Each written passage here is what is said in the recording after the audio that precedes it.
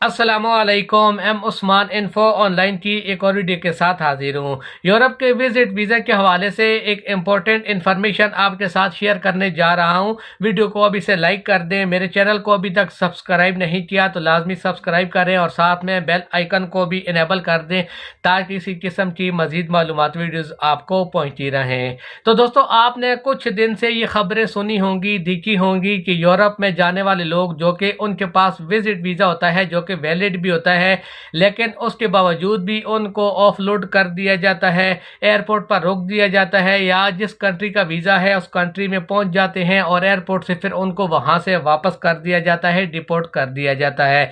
तो इसके बारे में दोस्तों आपको बताता चलूं कि जैसे आपको पता है मौजूदा टाइम में यूएई का भी कानून ऐसा हो गया कि आपको पैसे शो करने पड़ते हैं, रिटर्न टिकट है, होटल बुकिंग, आप किसी आदमी के पास अगर ठहरेंगे तो उसका प्रूफ होना ज़रूरी है।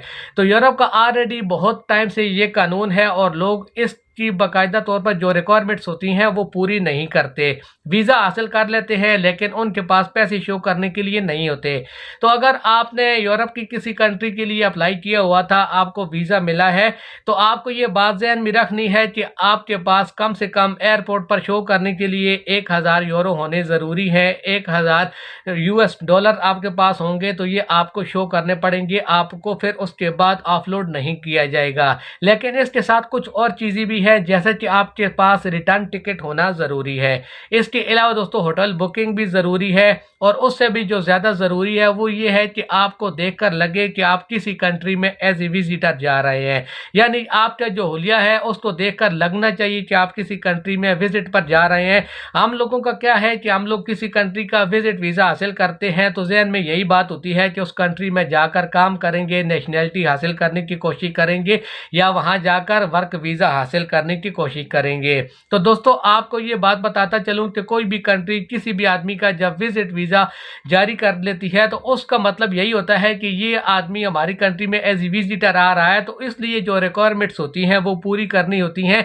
आपका चाहे मन में जो बात भी है, लेकिन आपको जो कंट्री की रिक्वायरमेंट्स है उनको पूरा करना होता है। अगर आपके पास एक भी चीज़ मिसिंग है तो आपको एयरपोर्ट से वापस किया जा सकता है।